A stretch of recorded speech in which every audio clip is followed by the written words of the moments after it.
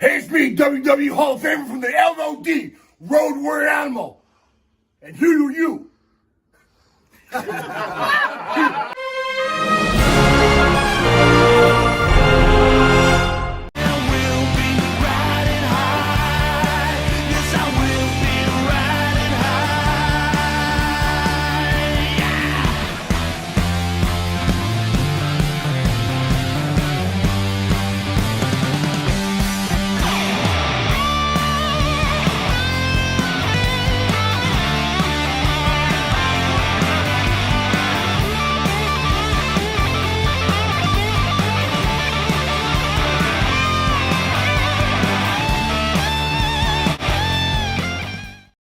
Welcome to Long Island's #1 pro wrestling broadcast out of Indie Music TV in Ronkonkoma, Long Island.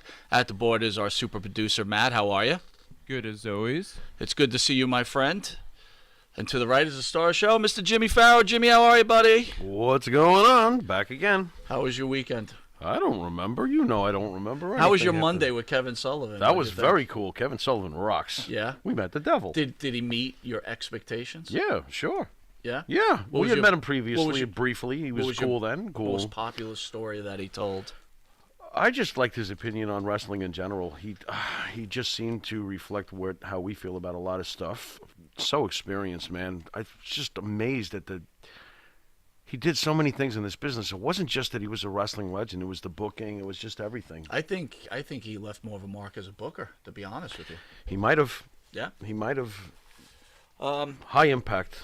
Great guest. Yesterday, on a sad note, we lost icon Road Warrior Animal. Look, we're not in the biz, right? We're fans. Yeah, we are. And, we just happen to have a very popular variety show. Okay, I agree with that. But I got to tell you, we've met a lot of different people, and we've become friends with a lot of wrestlers, personally. Okay. Yeah. Okay. And I started thinking about, how this had maybe affected their lives, right? Because, God, it's amazing this extended wrestling family that goes on, right? That it's not just, wife, kids, grandparents, you have this giant list of friends now, and when they pass, it's got to be terrible. The other morning, now, oddly enough, nowadays you usually don't have the need to call me because there's not too much, craziness going on nowadays. But when you called the other morning, I was like, "Whoa, what's going on here?" And then you broke the news to me that Animal had passed, and you told me you had spoke to Andrew Anderson. And this is rare for me to do, but I was like, you know what? Let me give Andrew a buzz, see if he's all right. Good. The man built the size of a mountain was destroyed. Yeah. And it was really hard to hear him that way. So yeah, Andrew was friends with him, and not like some people who say, "Hey, I'm friends with this guy," whatever. Andrew was friends with him, so And it's really hard, Plus, he was on our show. Animal and his wife. We got just to meet celebrated him. Their anniversary too, and unfortunately, this happened. His birthday too. Yeah. He just turned 60. Speaking of birthdays, a good friend of the show, Rick Allen. Happy birthday, Rick. Very good. Being out there. You know what was cool when he was on the show? Was it the next day? Were we at the big event? Did we have something at the big event? Well, help me out yeah, here. So at the big event, a quick story before we get to our special guest. I'm trying to remember By the way, Bill Apter will be live with us on air. We are very, very excited for this. But a real quick story about Animal, and I'll let Farrow take it from here. But last year, Animal was on our broadcast, and he was a wonderful gentleman, very kind, very nice gentleman. Yep. Again, with wrestling, you never know when people say, "Hey, this is the best show interview I ever had. This is the best show I ever had." Whatever. Maybe they're just, who knows. We were at the big event the next day.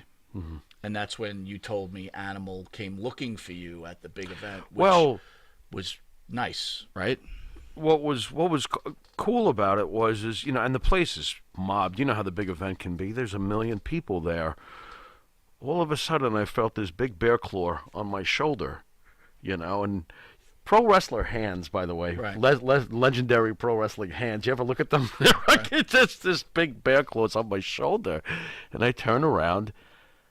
And wearing the makeup, because when he was on the show, he didn't have the makeup on. Right. Wearing the makeup is Animal. He's like, Farrell, I had a blast last night. It was a great interview. I really enjoyed myself. You guys are great. I'd love to come back again. Man, I wish I had worn the makeup. Yeah. He said, man, I wish I had worn the makeup. And you know what I told him? I was like, I'm glad you didn't. Because you probably don't, do that too often. You probably usually have the makeup on. So I was glad that we got, the man without the makeup. I thought it was cool. It was great to see with the makeup, of course, the next day. But, man, what a genuine person he was. All I can say, Jimmy, is that I feel blessed. I'm shocked. I feel blessed that we have this opportunity to meet people that we either grew up watching out the next day to say, hey, how great the show was. So prayers, and I'm lost for words. I'd like to thank the band that sings the theme song for Monty and the Pharaoh. That would be our own Jimmy Farrell, along with his partner Bart Griggs. They make up the band Wisteria Hall. Wisteria Hall songs could be heard on Spotify, iTunes, and Reverb Nation. The name of the theme song is Riding High. They also have other songs out there, In My Dreams, This Life. I got to tell you, download This Life. Incredible song. Animal was one of the guys who complimented the music. Yes. When they sit there, they hear the the music play. That's right. Like, this rocks. What is this? Not far behind, and Here Comes the Rain.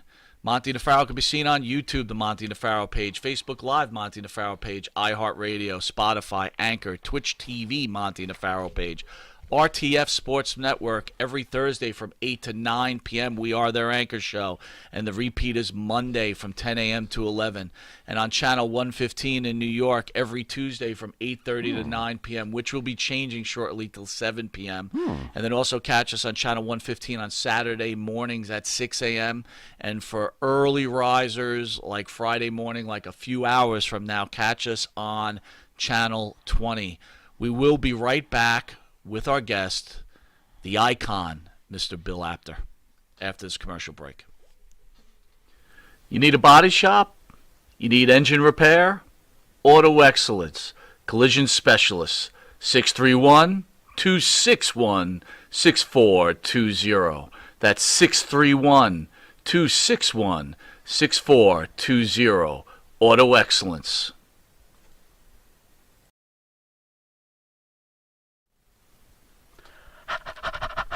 That's right, folks. Canine Corral for all your dog daycare and overnight care. Call 631-549-1544. That's 631-549-1544.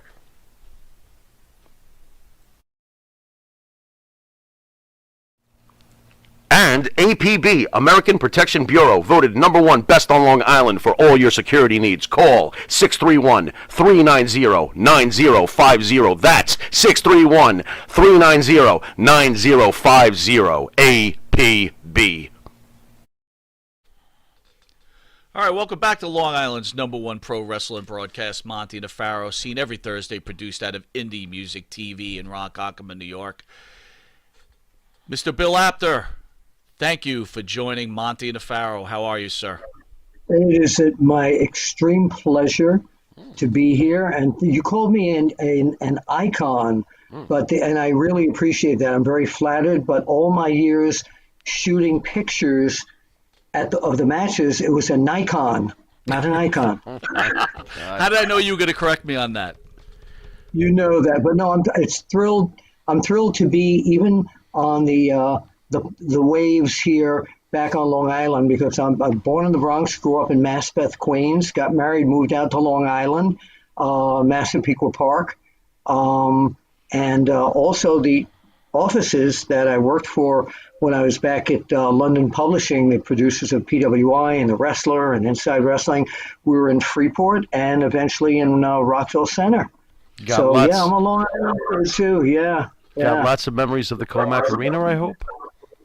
No, actually the Nassau Coliseum. Island Garden a little bit when I was a kid, but when I was growing up, my home arena was Sunnyside Garden on Queens Boulevard. Okay. I lived in Queens back then, so I was at Comac a couple of times, but not a lot. The Comac Arena is where I used to go to when I first started getting into wrestling. You know, it was a cheap man's venue, right? Yeah, but it was a great place. It was if you come from New York, you know about Comac and the Comac Arena. Well, And the promoter, if I remember correctly, was a guy named Whitey Carlson and Willie Gilsenberg. They were the co-promoters there. Yeah, well, that's if I crazy. remember correctly. That I building wanted to was thank you, freezing. by the way. It was. It was. I wanted to thank you for you were talking about Animal, Yeah. Joe Laurinaitis. And it's funny because I've mentioned this recently to a lot of people. I shot this photo that's on this sweatshirt along with Craig Peters. We did some horror lighting, etc. And the Road Warriors asked permission to make this into a sweatshirt. And I've had this sweatshirt here for a long time, and I wanted to pay homage tonight to both of them. Um, it's really funny because as much as I knew Joe, and I knew him from the day that Ole Anderson put him in a biker outfit, called him Animal, and I never called him Joe. Even when I saw him personally, we'd go out to dinner and do things, photo sessions, interviews. He was always Animal to me, and Mike was always Hawk to me. I always call them by their character names, but with the loss of him, it was so shocking. I got a call at about 6:45 in the morning Eastern time from Sal Corrente. He's the guy who invented Wrestle Reunion.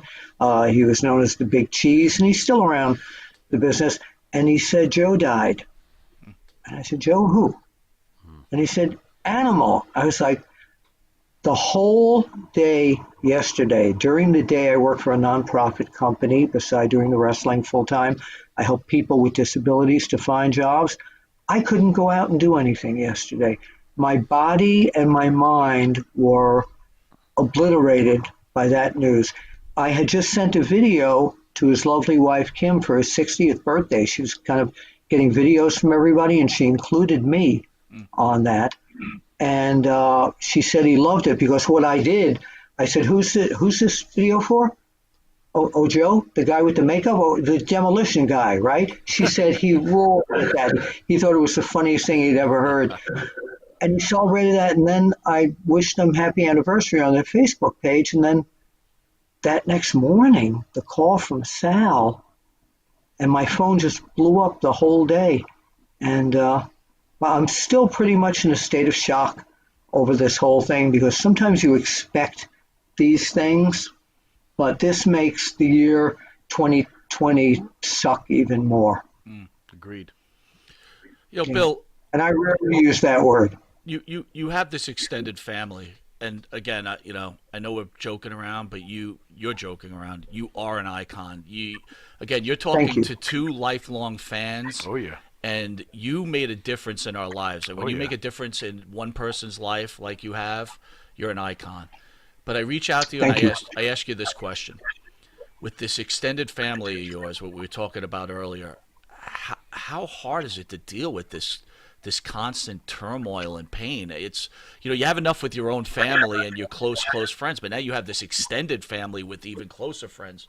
How does a man like Bill Apter handle this? It's never easy. A lot of fans, a lot of people look to me for the confirmation of people dying, and I hate to be that guy, but I feel like it's something I'm supposed to do because there are so many thousands of sites on the internet that report rumors that so and so died, but unless I can confirm it with someone in the family or someone like Sal Corrente, I won't do that. So it's never, ever easy. The recent deaths of my best friend in the business, Mr. Wrestling Number 2, you can see his mask right above me next to that belt that some fan made for me out of Legos. Death of Bruno Sammartino, Pedro Morales, all these people whose careers I, along with the rest of the team at the magazines, chronicled and brought it to you pre-internet. It's very, very, very difficult. It's very hard to deal with. It's losing family.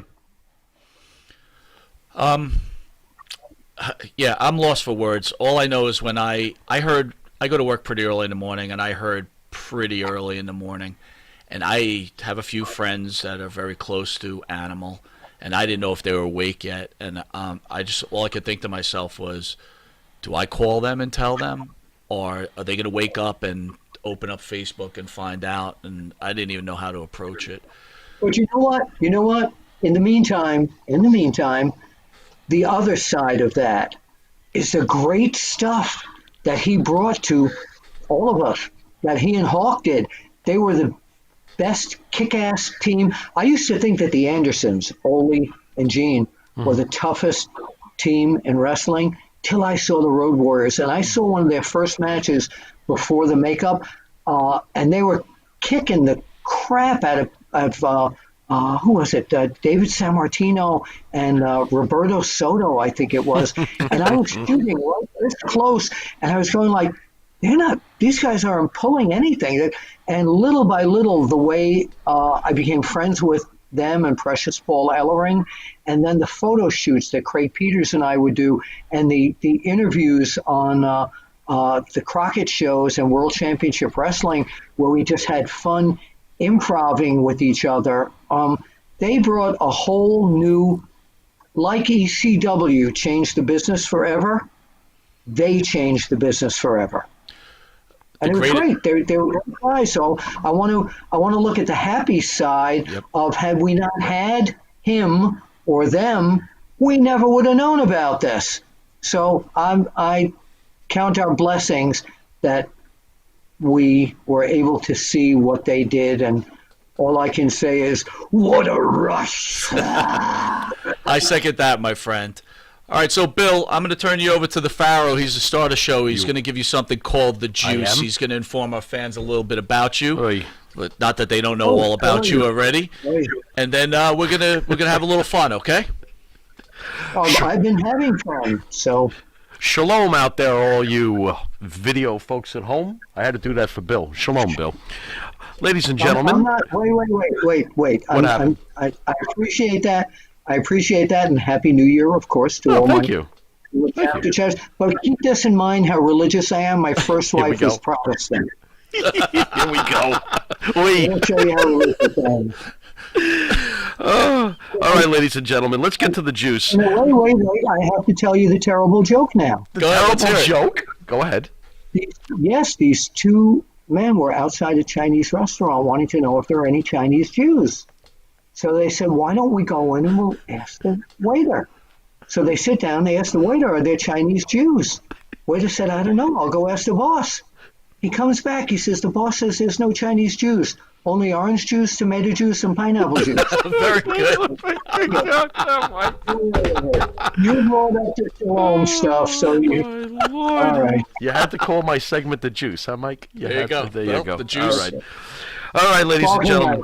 Our esteemed guest this fine evening, William Stanley Apter, born October 22nd, 1945.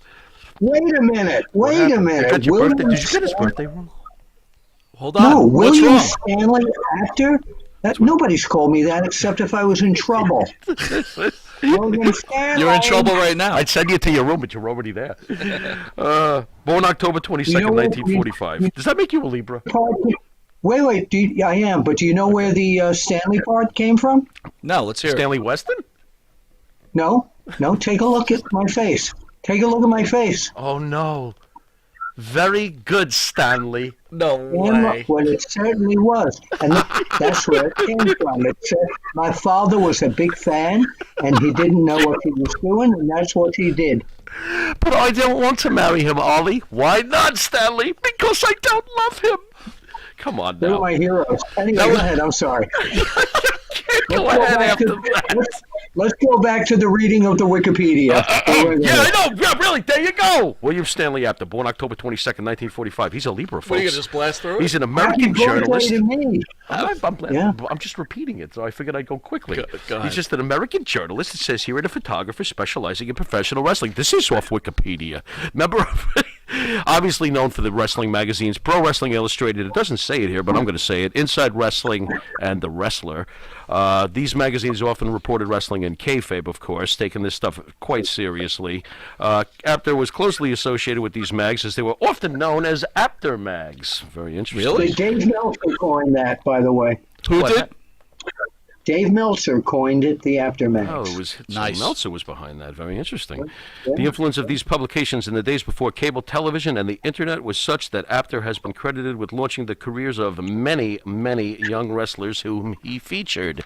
The resume stands as such: Lou Thez Professional Wrestling Hall of Fame, 2012, the James C. Melby Award, 2015. Hold on a minute. Wait. Hold on a minute. Go ahead. That was the same year. That was the same year that Animal was inducted into really? our class. I stood next to him for that. Yeah. Oh, very nice. Did he have the makeup on or no? He did not. He was in a suit jacket, and he was Joe at that point. Very good.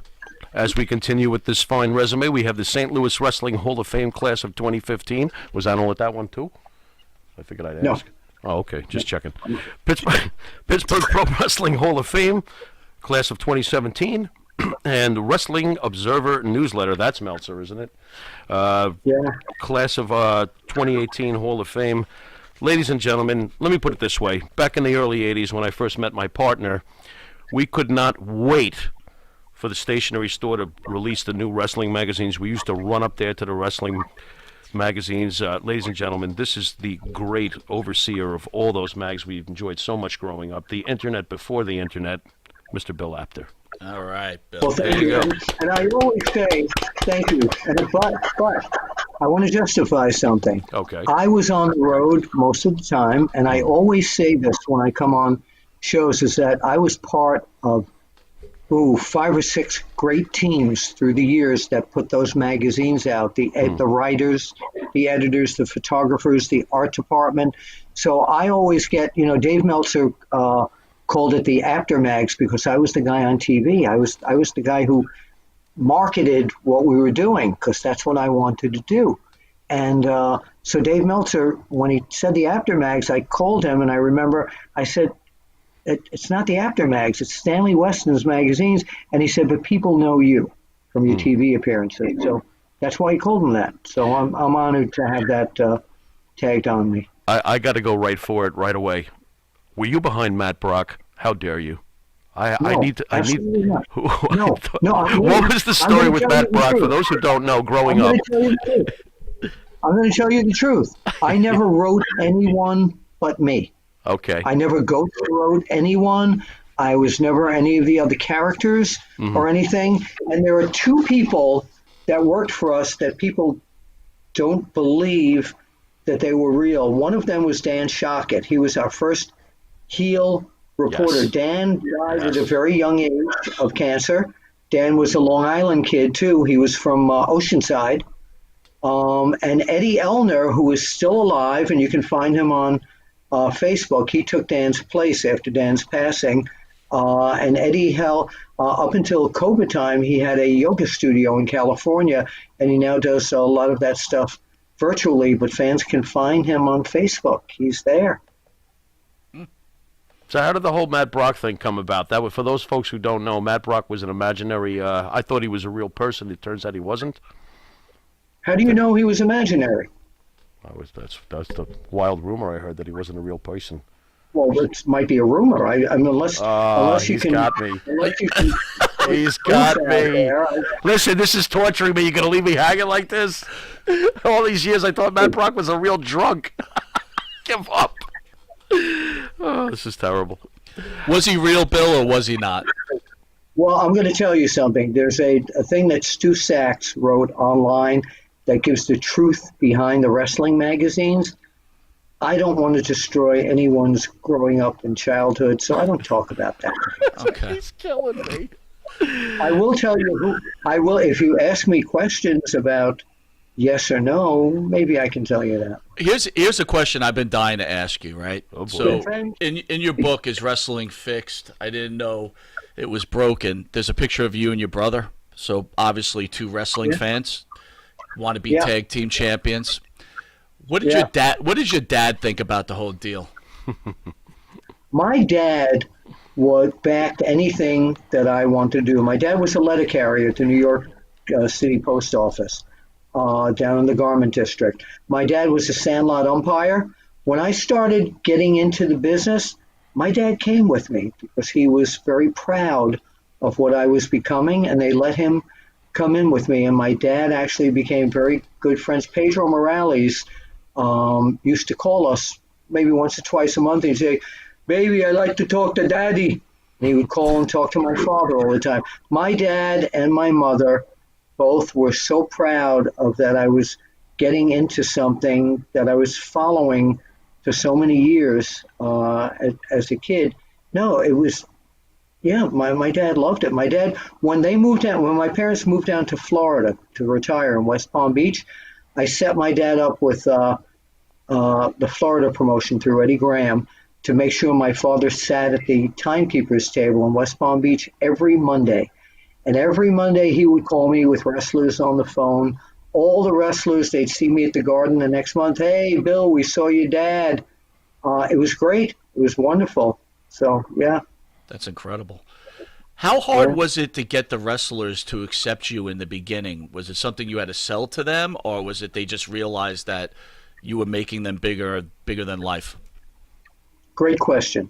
It was difficult at the very beginning because there were a lot of stories that Mr. Weston fabricated. For example, like a life story of Bruno Sammartino. And when I first met Bruno said to me, "This story you had there about my sister like killing a Nazi when she was," and he was very upset. And then Gorilla Monsoon, who was a main person backstage, told me that he allowed one of Mr. Weston's photographers to come into his house and take pictures.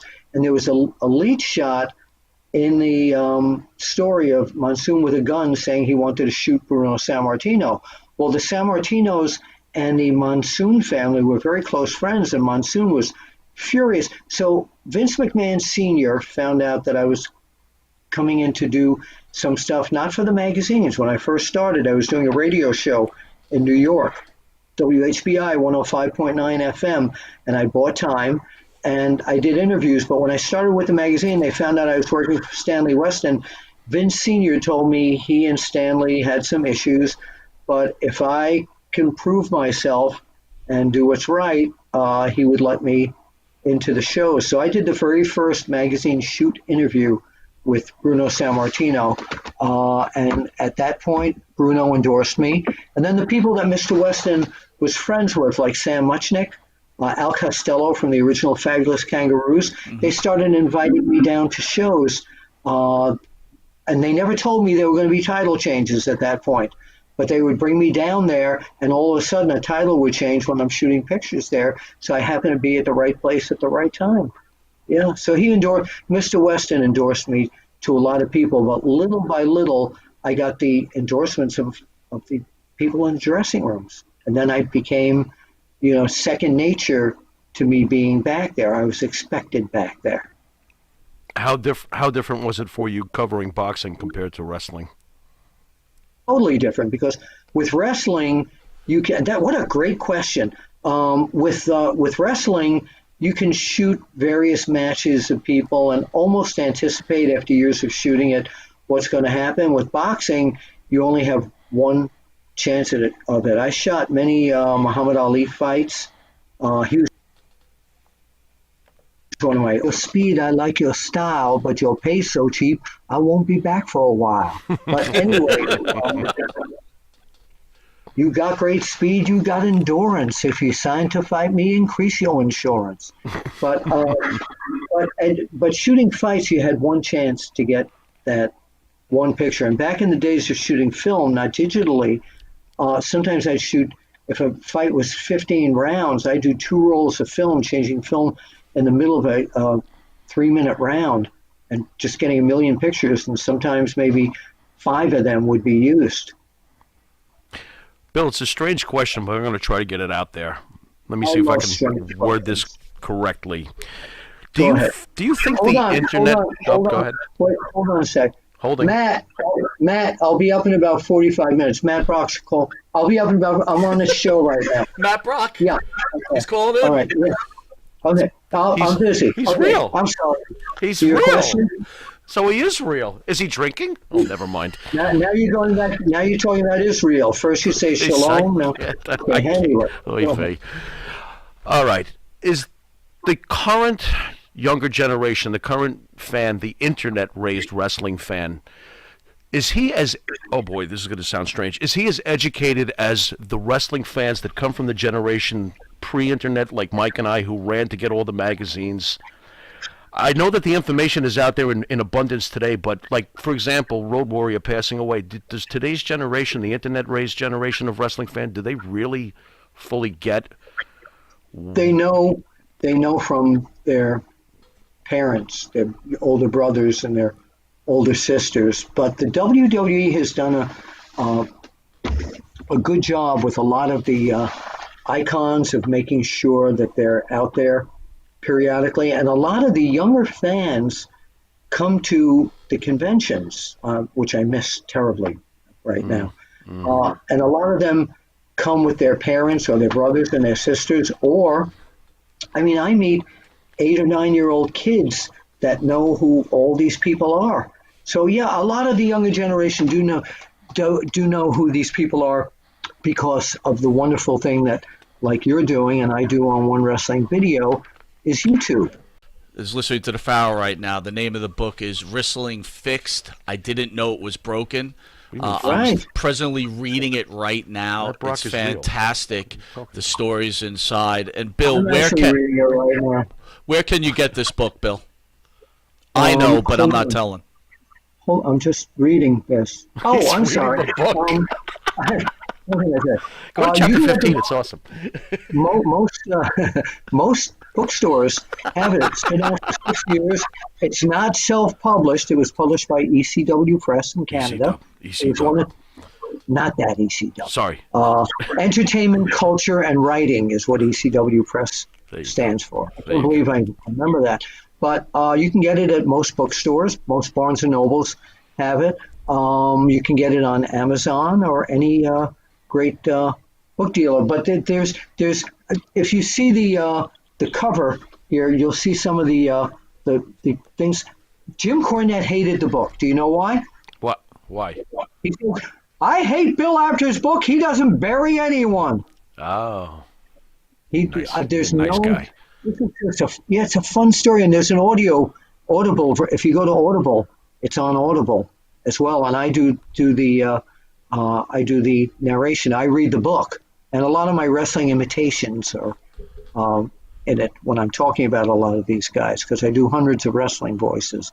But there I am with the chairman, of course, Mr. McMahon, Triple H, Ric Flair, and Andy Kaufman, who was the biggest accomplishment of my career, a lot of people say. I'm the guy who introduced him to Jerry Lawler. Well, it's in here. Well, we're gonna get into that. But first, I want to quickly just cover your new magazine, InsideTheRopesMagazine.com. Can you tell us a little bit about that? Well, that's not my magazine, actually. I didn't know it was broken.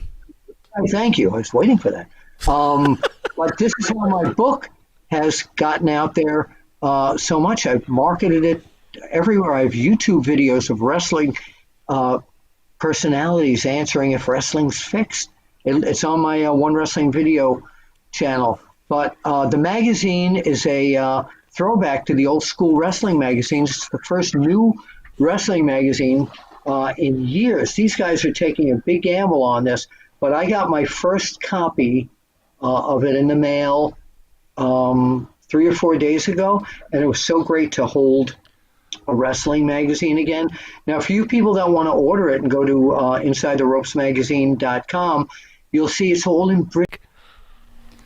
Jimmy, I got to take a dump. What? No. I mean, I need a dumpster. Well, for all those needs, you need to call Big V Dumpster Rental, Long Island, New York, 631-900-DUMP.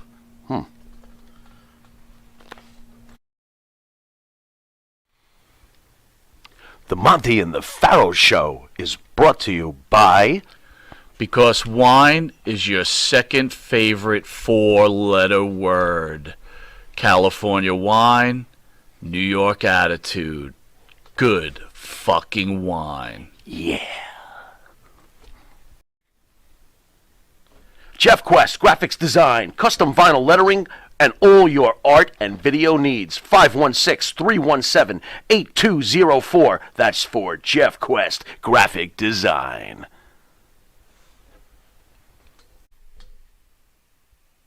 All right, welcome back to Long Island's #1 pro wrestling broadcast, Monty and the Pharaoh, seen every Thursday, produced out of Indie Music TV in Ronkonkoma, New York. We're with our special guest icon, Mr. Bill Apter. No way. Do you know what my favorite four-letter word is that starts with the letter F? What's that? Free. Well, guess what? For being a guest on Monty and the Pharaoh, you get a free bottle of that wine. So how's that? Oh, that would be great. That sounds great. There you go. Right now, my drink, if you can see this, and I drink too much of this every day, is called sparkling ice. So for my birthday, if you guys want to send a case of that here on October 22nd, strawberry lemonade's my favorite flavor. I'll give you the address.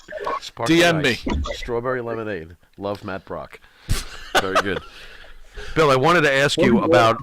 You've obviously worked with the greatest promoters ever, Vince McMahon, Vern Gagne, Crockett, et cetera, et cetera. Could you compare a few of them for us? You know, like the difference between a Vince or a Vern? Well, the Vern was very secretive. Vern knew that I knew the business, but I'd ask him a question about the business, and he'd go, oh, I don't know, I just have to go ask my son, call Greg. And then Greg would tell me whatever I needed to know. Vince Sr. was a businessman. I never really asked him what was going to happen or what was going to go on. He was very nice to me, very businesslike. Jim Crockett was, he became a good friend. We became confidants of each other. And when the WWF banned all the wrestling magazines from their buildings because they had their own magazine, Jim Crockett said, hey, I'll help you guys out. I'll put you on my TV every week. And almost every week I was on his TBS show doing Pro Wrestling Illustrated scouting reports. Yes. Do you remember those? Yes, we do. Yeah. Bill, how affected were the sales of PWI when Vince launched the WWF magazine, which, by the way, I thought absolutely sucked compared to yours? Go on. Well, thank you. But not at all. It didn't hurt us at all. Good. We sent people, we bought pictures from press people. We sent people in the stands with long lenses. And we weren't, it's funny because we weren't selling posters in the magazines or anything. We were reporting news. Mm-hmm. And this is why I think nothing legally was ever challenged, because we were covering wrestling like Sports Illustrated would cover football or baseball or boxing or whatever. How did you ever get angry about it? And did you guys meet and say, you know what, we're just not even going to cover the WWE? We took world title recognition away from them for many, many years. But it didn't really affect anything. It was controversial. Fans wrote in back then that we were wrong. Some fans supported it. We made it more like a regional promotion, and we made like the NWA was a worldwide promotion. So wasn't that always the mindset, though? I remember Mike and I as kids, we used to get really frustrated. We would read the ratings, the rankings in the back of the mag every month for the top 10 of the NWA, AWA, WWF, and we used to get pretty frustrated because a lot of the time Bob Backlund was not number one. We would see Nick Bockwinkel or who else, Mike? Yeah, even back then, Backlund was like number 8 behind world title holders. He would never. And wait a minute. No, I take he did make Wrestler of the Year in 1982. I do know that. Wait a minute. Go ahead. See, what we did is all our rankings were in categories. So we rarely had we had a most hated and a most popular, and Backlund might have been at 9 there. But when he was champion, he was above number 1. Correct. And then, and I did the rankings for each of those magazines, because every week I was on the phone regularly with every wrestling office finding out what they were doing. And remember, there was a 3-month lag time from the Yes. time we put the magazine to bed to the time it hit the street. Correct. A lot of things changed. Yeah. Correct. It's amazing the staying power of the magazine. Even though it was 2 or 3 months behind, we didn't care. We wanted to pick that issue up no matter what. Thank you. Even if Oh my God! It was life. It was life. Every month was life. Bill, one of the great stories of professional wrestling that always interested us. Andy Kaufman, and I want you to take the story, but I'm just going to lead you into it. Andy Kaufman comes to you and says, "Hey, I want to get into wrestling females or wrestling in general," and you reach out to Vince Senior. How come Senior didn't want to go with the angle? Well, first of all, let me explain to you what had happened. Andy was already wrestling women in his act, there in his nightclub act and his stage show. We were backstage at Madison Square Garden one night, and I had never met him. And he came over to me and he said, "Oh, you're Bill Apter. I read your magazine." He said, and we got to be friends. And then he told me that he spoke to Vince McMahon, and Vince didn't want any showbiz people. He wanted to keep his wrestling away from showbiz people, just wrestling to be pro wrestling. Even though Vince Jr. at one point had Andy down at ringside to do some promotional work. So he said to me, "What are you doing after the matches?" And I said, "I'm going back to my apartment in Queens." He said, "Well, how do you get there?" Now, keep in mind, he was one of the stars of Taxi, one of the most top-rated great show. Comedy shows of all time. He was a major star of Taxi at Alaska. He said, "How do you get home?" I said, "I take the E-train." He said, "Can I go with you?" I said, "Sure." So here I am with Andy Kaufman on the train, and go up to my apartment in Briarwood, Queens.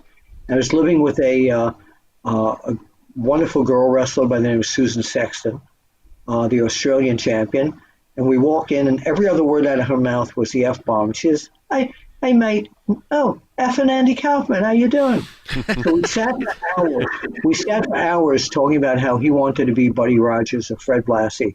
And after about an hour and a half, Suzanne just said, "I can't listen to this crap anymore." And she went in the bedroom, put on her headphones, the Ramones, Gabba Gabba, hey, and it was just gone for the night. So I said to Andy, I said, "I have a friend in Memphis, Tennessee, Jerry Lawley." He says, "Oh, yeah, I've seen him in the magazine." I said, "They're way ahead of the curve here. They have characters like Frankenstein, the Wolfman. You're Elvis imitate. You go over great there. Why don't we call him?" He says, "Well, it's 1:00 in the morning." I said, "We're wrestling people. We call all night." So I called Jerry Lawler, and he says, "You got Andy Kaufman, the guy from Taxi, in your roach-infested apartment in Briarwood." I said, "Yeah." And I put him on the phone, and as the cliche goes, the rest is history, and that's what put the key in the ignition. And a few days later, Andy was down in Memphis, and Jerry Lawler and Jerry Jarrett brilliantly set up that entire situation. If Senior had gone for the idea, how do you think it would have worked out? And was there an argument between Junior and Senior? Because I could see Junior wanting this right away. I don't know, but I do know that Junior did tell. By the way, I just noticed something, that my stool is blocking the Apter. My stool, right? You said stool.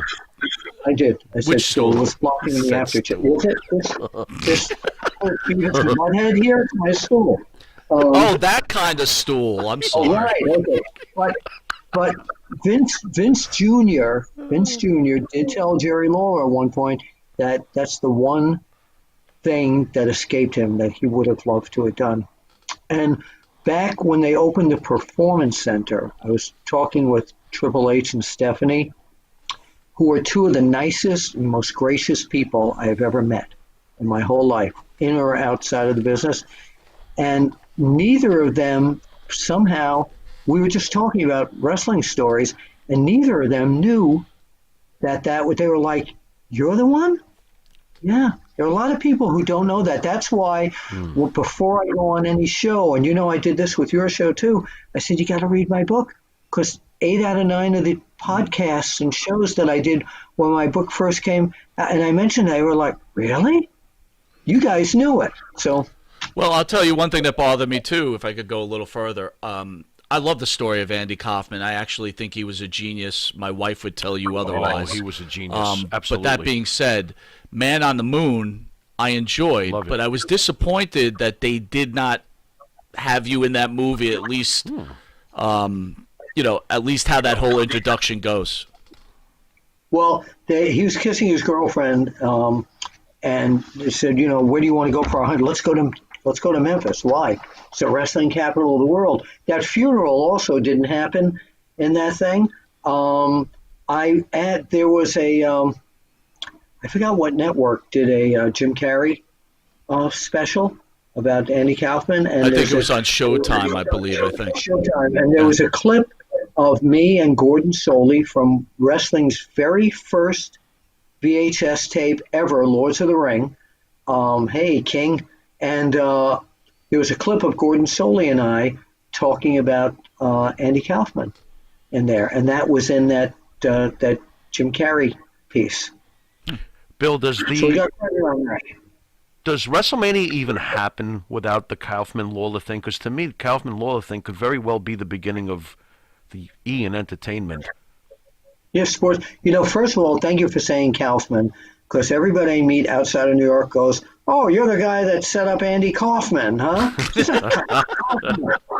New Yorker, say it like a New Yorker. That was the first shot of sports entertainment in my estimation. And if you go to Fight TV 2 years ago at StarCast, Conrad Thompson let me do an interview with a tribute with Jerry Lawler and Dutch Mantel, a tribute to Andy Kaufman. And it's a really, really great interview. I came out with a neck brace refusing to do the show, saying that Lawler attacked me in the back. That's beautiful. You got to see it. Where can you see this again? Fight, F-I-T-E, Fight TV. Okay. Just look up Bill Apter, and it's on there. Bill, fan Dale Champagne is asking, at what point in your career were you smartened up to the business between kayfabe and the work? It's very hard to say, because when I was a fan, it was all real, as far as I was concerned.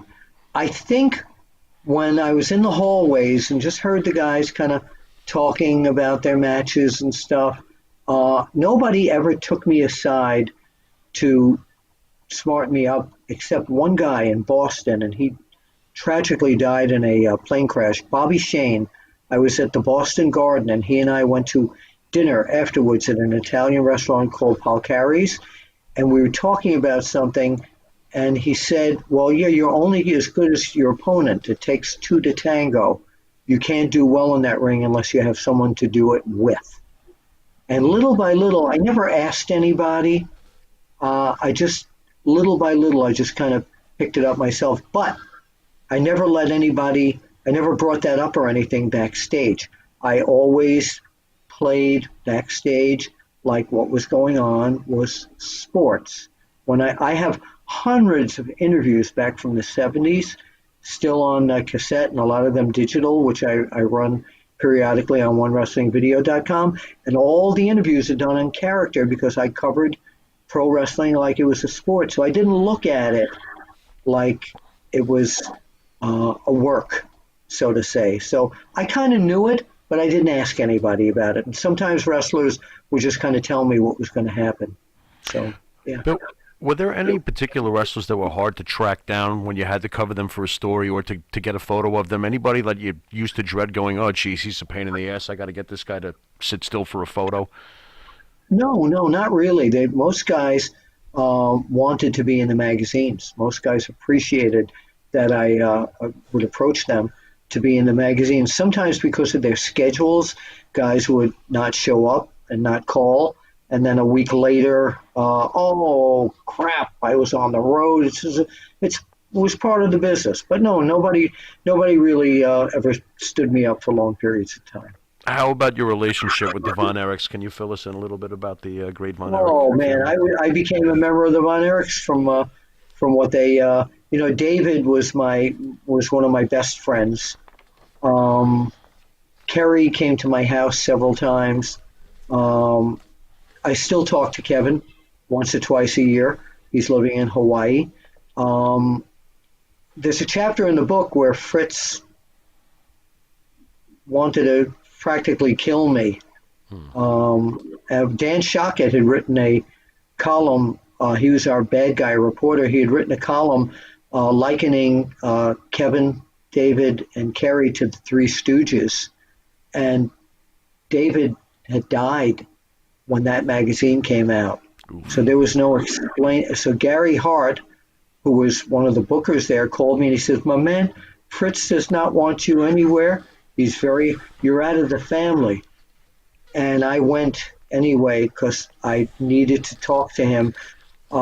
It turns out that his wife calmed him down. Doris Atkinson calmed him down, and I made peace with him. But I was very close with all of the Von Erichs. Kevin's sons call me Uncle Bill. Wow. That had to be hard to deal with, that total family tragedy. It was terrible because David was actually the first death that I really encountered in the wrestling business of a young person who had so much promise. And Kerry, I was so close to Kerry. I mean, I'd talk with him once or twice a week on the phone. He was a wrestling fan as well. And yeah, I have somewhere in my archives, I have a video of him sitting on the couch in my old apartment at the Cameo Townhouses in Massapequa Park. My kids weren't home, and he told them, he said, "This is Uncle Kerry, and, don't take drugs, and don't do this and do that, and go to school and get good marks." And I still have that somewhere here. Let me ask you, if you look back on your life now, Bill, do you find yourself totally blessed, or would you maybe have done something different? No, I never would have done anything differently. I was offered a job by WWE to be editor of their magazine, but I was very loyal to Stanley Weston, the person who hired me. No, I started out wanting to be a broadcaster in pro wrestling, and the companies were all filled doing that. I wanted to be on TV and wrestling, and through the magazines, I remember Mr. Weston saying to me, "You want to be on TV and on the radio? I can help you do that." And he started sending me on these trips to Detroit and Toronto and Florida and Georgia and all that. And me being down there with a sport jacket and a tie and a nice shirt made it feel like this guy came all the way from New York City to be here. So this must be even more important than you think as a fan watching it out there. I'm going to tell you something. One of the big things that contributed to my success, major thing, is that when I went to the matches, people would go backstage in a shirt, and then I always went in with a sport jacket and a tie and a shirt, of course. And if you look the part, and I've instilled this in a lot of people who write on the internet, to put on a shirt and tie. When you go to the shows, you won't be viewed as, "Oh, he's another guy, internet geek." You'll be viewed differently. And they always come back to me and say, "What great advice that was." Worked for the Beatles. It is great advice. Bill, where can the fans get the Bill Apter experience? Tell me where they could find you on social media and all the projects you're going on. I will do that.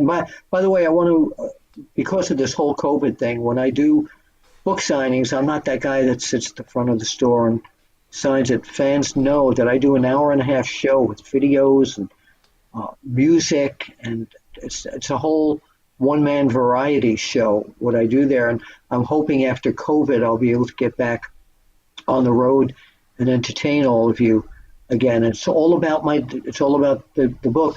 I'm at on Twitter. I'm at Apter One Wrestling. I'm on Facebook.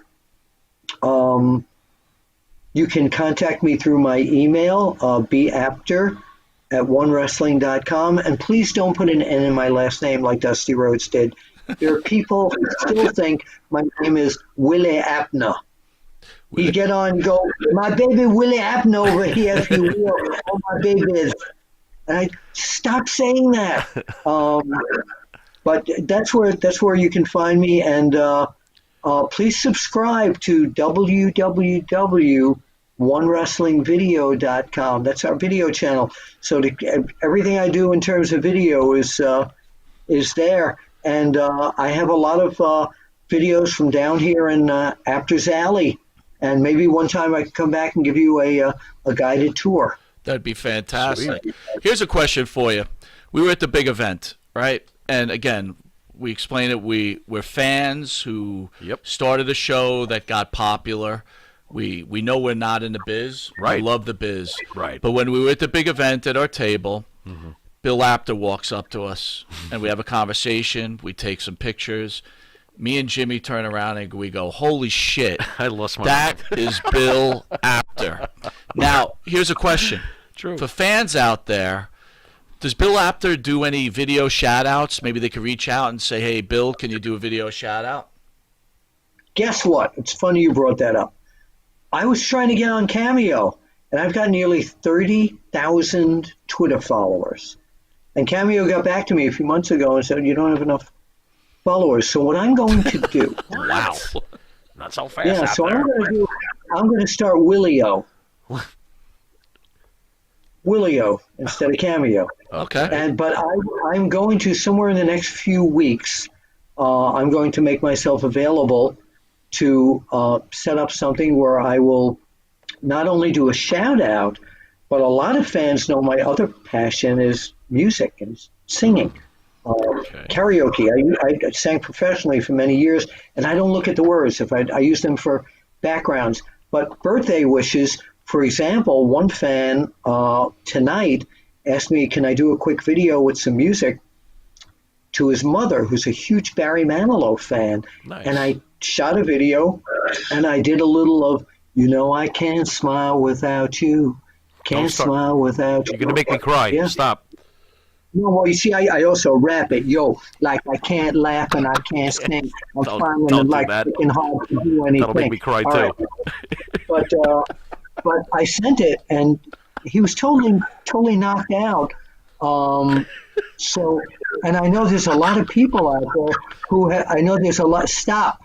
I know there's a lot of people out there who have seen me entertain in my one-man show where I sing my way with about 50 different wrestling voices and have asked me, can we get personalized stuff? So follow me on my social media, and somewhere in the next few weeks, I will come out with something that will be affordable and fun. And I'm thinking of also doing a one-on-one or maybe a 10-on-1 personal Zoom chat once a week if there's enough people who want to do that.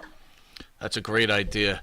Once again, your InsideTheRopesMagazine.com is available, and then on Amazon or where books are sold is Wrestling Fixed. I didn't know it was broken. For Monty and the Pharaoh, we'll be off next Thursday, but on Friday in studio, we've got Marty Jannetty, the FBI, Tommy Rich, and Tracy Smothers. Nice. And we finish off with Barry Horowitz, so it's an exciting Friday. Hey, guys, before you leave, before you go, I have one other thing to say. You mentioned Tommy Rich. Yeah. Tommy Rich used to always come over to me in the dressing room. Hi, Bill Apter, when are you going to put me on the cover of that rag of yours? You did. Tommy, okay, we grew up WWE fans, so you know how it is, Bill, right? Yankees, Red Sox. So we were anti-NWA, we're anti-AWA. Right. We watched it, but we hated them. Oh, we read about it. And then we watched it. Being a Northeasterner, you grew up on San Martino. How hard was it to you to actually report on the NWA and AWA legitimately, because you would be a WWE fan? And just to mention Tommy Rich, we're huge fans of Tommy Rich. We remember when he won the NWA title, and it's a big mark in our lives. But how were you able to separate yourself? Because I imagine you were a WWF fan at that time.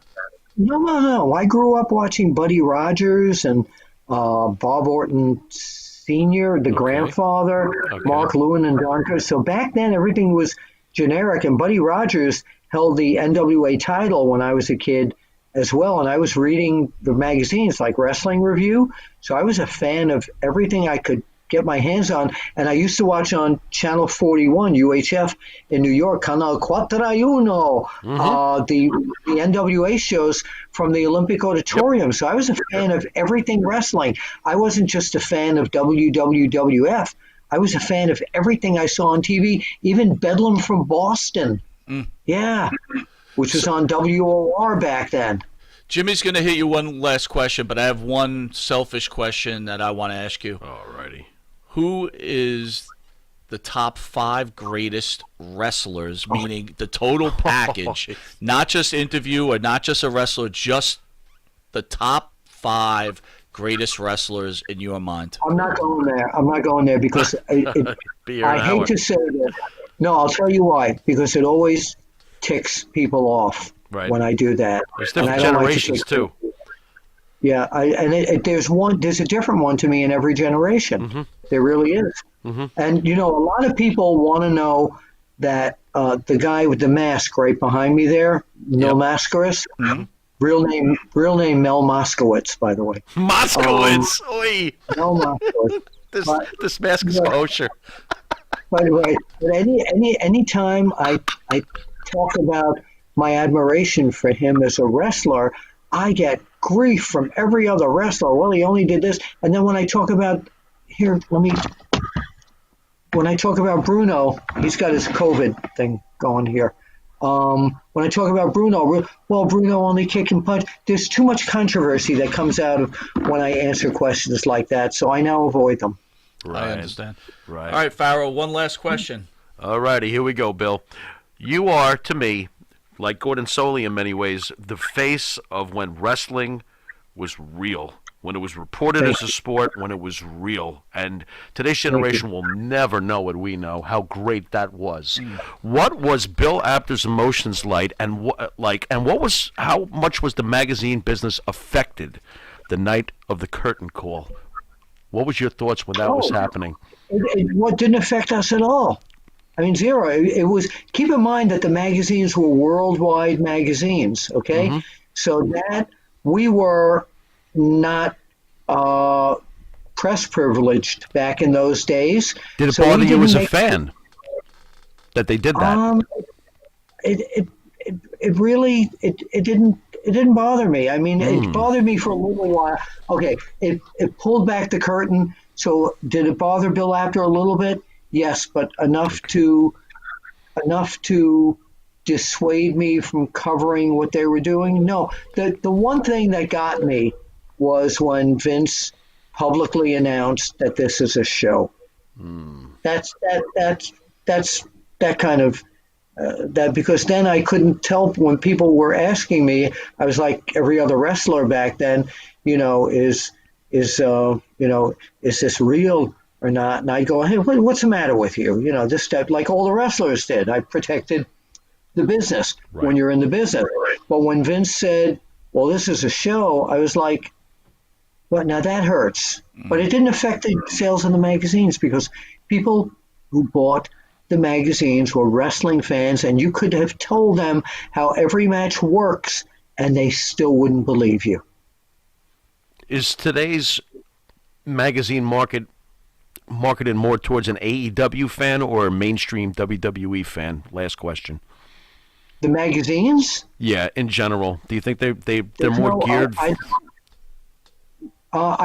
There's only 2 magazines at this point. There's PWI, and who I haven't been with in 20 some odd years, and the new Inside the Ropes. I think it's for I think I cannot speak for PWI.